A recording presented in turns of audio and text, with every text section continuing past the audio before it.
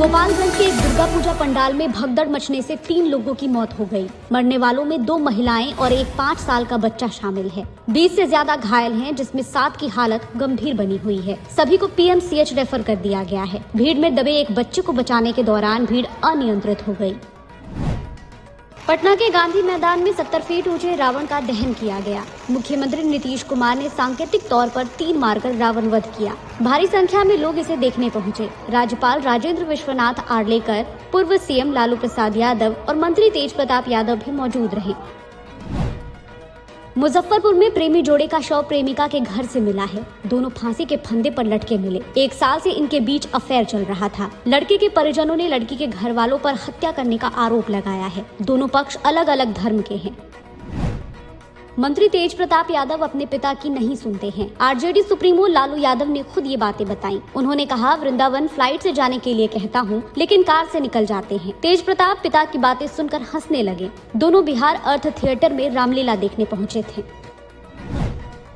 मुंगेर में 100 लोगों से भरी नाव गंगा नदी में फट गई। अचानक पानी भरने लगा। महिलाएं और बच्चे रोने चिल्लाने लगे, लेकिन नाविक की सूझबूझ से सभी की जान बच गई। इस दौरान 4 से 5 महिलाएं बेहोश हो गयीं। पूर्णिया में एक अपराधी का पिस्टल के बल पर माफी मंगवाते वीडियो वायरल हो रहा है। दोनों आर्म्स एक्ट में सजा काट चुके हैं। आरोपी गौरव यादव दूसरे बदमाश गौतम यादव को दोबारा अपने गिरोह में शामिल होने का दबाव बना रहा है। मना करने पर घर में घुसकर मारपीट की। अरवल में नेशनल हाईवे 39 पर हुए एक सड़क हादसे में एक की मौत हो गई। 8 लोग घायल हैं। ये हादसा सुबह करीब 4 बजे हुआ। सुबह होने तक सभी घायल मौके पर ही बेहोश पड़े रहे। पुलिस वालों की हत्या के मामले को बीजेपी विधानसभा में उठाएगी। मुंगेर पहुंचे नेता प्रतिपक्ष ने ये भरोसा दिया है। विजय सिन्हा ने नीतीश कुमार को खरी खोटी सुनाई। उन्होंने कहा, बिहार में पूरी तरह गुंडा राज आ गया है। प्रशासन इसे संभालने में पूरी तरह नाकाम हो गया है। भागलपुर में 5 बच्चों की मां को 2 बच्चों के बाप से प्यार हो गया। दोनों ने साथ रहने का फैसला किया है। महिला अपने प्रेमी संग घर छोड़कर भाग गई। उसके पति ने सैंडिस कंपाउंड के पास दोनों को पकड़ लिया। इस दौरान काफी देर तक हाई वोल्टेज ड्रामा हुआ।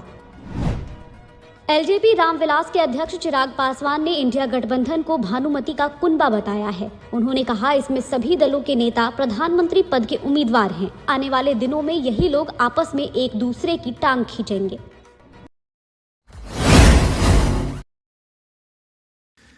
रक्षा मंत्री राजनाथ सिंह ने आज अरुणाचल प्रदेश के तवांग में सेना की अग्रिम चौकी पर सैनिकों के साथ दशहरा मनाया। उन्होंने इस अवसर पर शस्त्र पूजा भी की।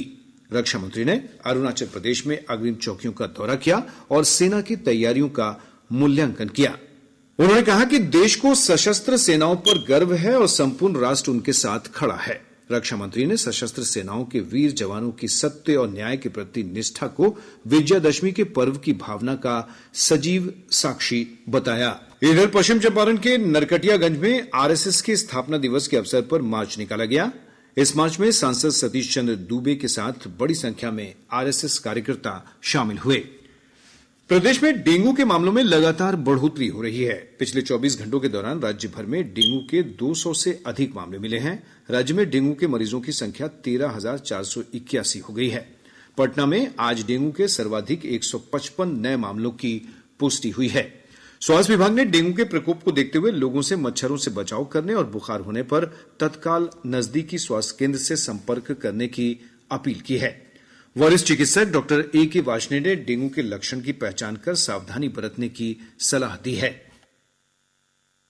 गोपालगंज के जिलाधिकारी डॉक्टर नवल किशोर चौधरी ने कहा है कि दुर्गा पंडाल के निकट भगदड़ के दौरान 3 लोगों की मौत के मामले की जांच एडीएम के स्तर से कराई जाएगी। उल्लेखनीय है कि जिले के नगर थाना क्षेत्र के चीनी मिल रोड स्थित दुर्गा पंडाल के पास मची भगदड़ में 2 महिला और एक बच्चे की मौत हो गई थी। यह हादसा कल रात उस समय हुआ था जब महानवमी के अवसर पर बड़ी संख्या में श्रद्धालुओं की भीड़ पंडाल में उमड़ पड़ी थी। राजधानी पटना समेत प्रदेश के अधिकांश भागों में मौसम शुष्क बना हुआ है। मौसम विभाग के अनुसार विभिन्न स्थानों पर अधिकतम और न्यूनतम तापमान के बीच अंतर के कारण सुबह और शाम के समय ठंड महसूस की जा रही है। मौसम विज्ञान केंद्र पटना के वैज्ञानिक राकेश कुमार ने बताया कि अगले 24 घंटों के दौरान राज्य के अधिकांश भागों में सुबह के समय धुंध छाए रहने की संभावना है। आज के मौसम विश्लेषण के अनुसार अगले 24 घंटों के दौरान राज्य का मौसम आमतौर से शुष्क एवं सुबह के समय राज्य के अधिकांश भागों में धुंध छाए रहने का पूर्वानुमान है। साथ ही हिमालय के तलहटी के क्षेत्रों के कुछ स्थानों में हल्के स्तर का कुहासा छाए रहने की संभावना है। चीन में खेले जा रहे एशियाई पैरा गेम्स में जमुई के शैलेश कुमार ने ऊंची कूद प्रतियोगिता में स्वर्ण पदक जीता है। शैलेश ने 1.68 मीटर की रिकॉर्ड ऊंची छलांग लगाकर यह पदक हासिल किया। इसके साथ ही इस स्पर्धा में रजत और कांस्य पदक भी भारतीय खिलाड़ियों ने ही जीता है। मुख्यमंत्री नीतीश कुमार ने एशियाई पैरा गेम्स में शैलेश कुमार को भारत के लिए स्वर्ण पदक जीतने पर बधाई और शुभकामनाएं दी हैं।